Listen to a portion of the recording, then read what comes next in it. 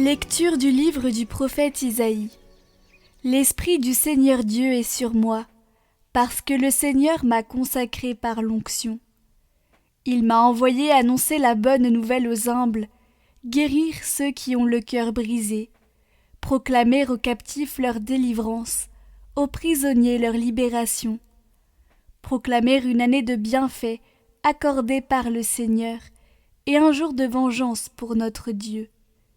Consoler tous ceux qui sont en deuil dans Sion.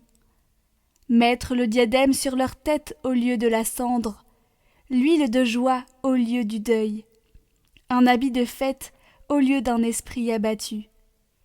Vous serez appelés prêtres du Seigneur, on vous dira servants de notre Dieu. Loyalement, je vous donnerai la récompense, je conclurai avec vous une alliance éternelle. Vos descendants seront connus parmi les nations, et votre postérité au milieu des peuples. Qui les verra pourra reconnaître la descendance bénie du Seigneur.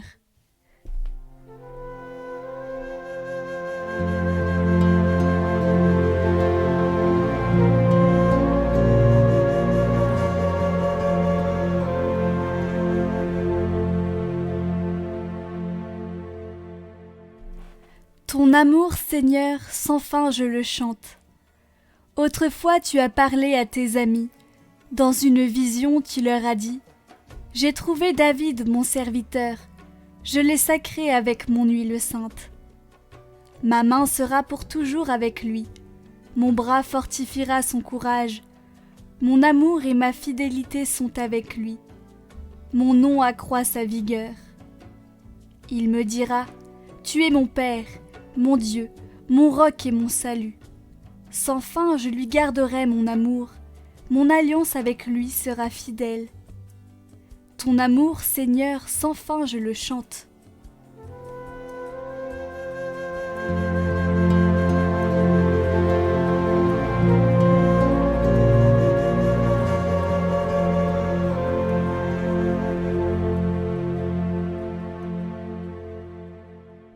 Lecture de l'Apocalypse de Saint Jean. Que la grâce et la paix vous soient données, de la part de Jésus-Christ, le témoin fidèle, le premier-né des morts, le prince des rois de la terre. À lui qui nous aime, qui nous a délivrés de nos péchés par son sang, qui a fait de nous un royaume et des prêtres pour son Dieu et Père. À lui la gloire et la souveraineté, pour les siècles des siècles. Amen. Voici qu'il vient avec les nuées. Tout œil le verra. Ils le verront ceux qui l'ont transpercé. Et sur lui se lamenteront toutes les tribus de la terre. Oui, Amen. Moi, je suis l'alpha et l'oméga, dit le Seigneur Dieu, celui qui est, qui était et qui vient, le souverain de l'univers.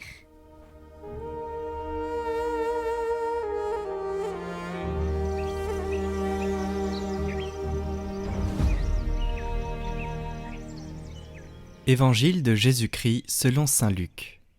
En ce temps-là, Jésus vint à Nazareth, où il avait été élevé. Selon son habitude, il entra dans la synagogue le jour du sabbat, et il se leva pour faire la lecture. On lui remit le livre du prophète Isaïe.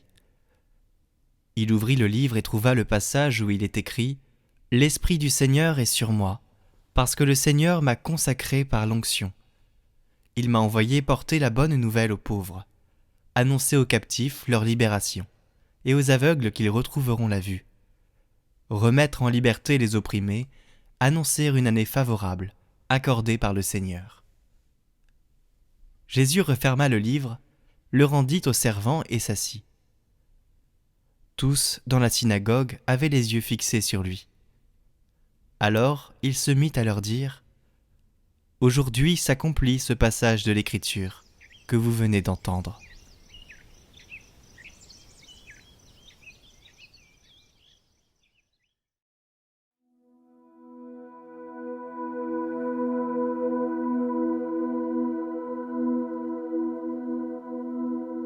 Bénissez le Seigneur, vous tous serviteurs du Seigneur.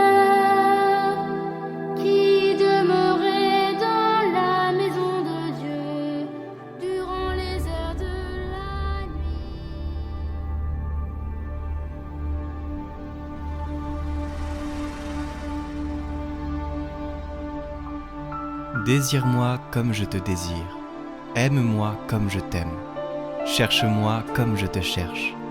Tu vois que je ne t'abandonne jamais.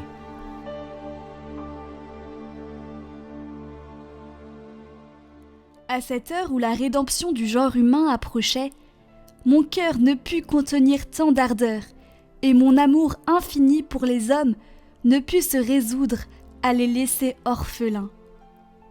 Alors, pour leur prouver cet amour et demeurer avec eux jusqu'à la consommation des siècles, je voulus me faire leur aliment, leur soutien, leur vie et leur tout.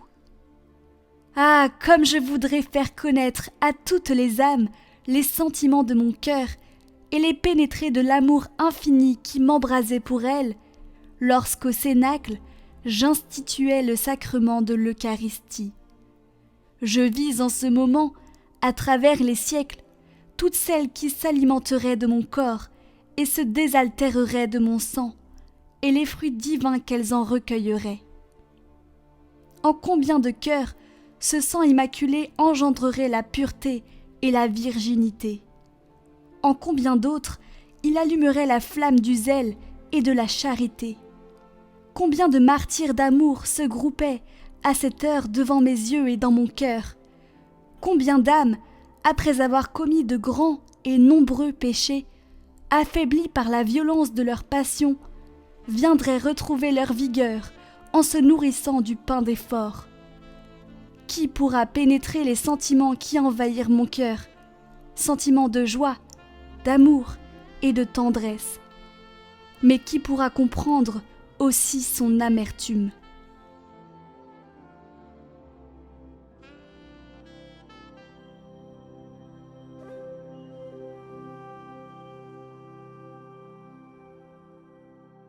Je vous adore avec amour, ô Dieu caché, réellement présent sous ses apparences. Mon cœur se soumet à vous tout entier, car en vous contemplant, il déborde de bonheur.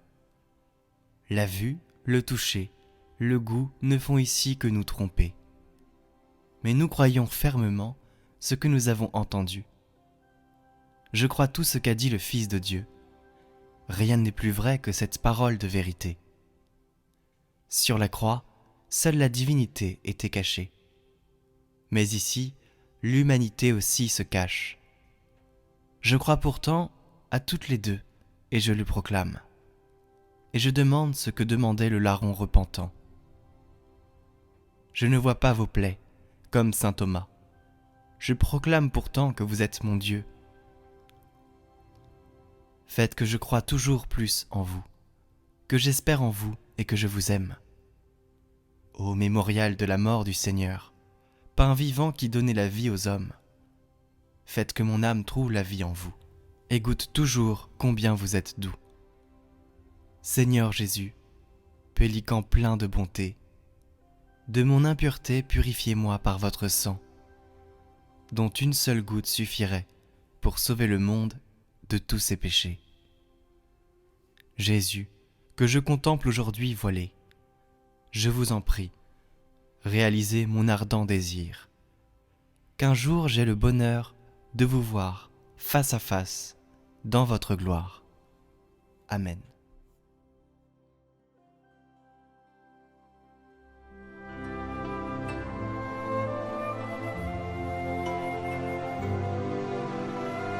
Aujourd'hui, je prendrai le temps d'aller à la messe, et si je ne le peux vraiment pas, je ferai une communion spirituelle, afin de manifester au Seigneur tout l'amour de mon cœur.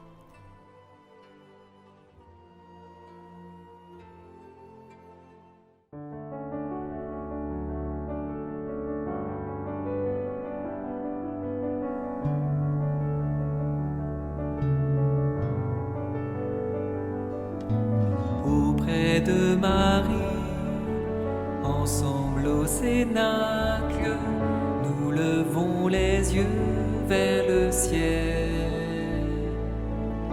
Seigneur, fais jaillir ta splendeur de gloire, illumine-nous de ton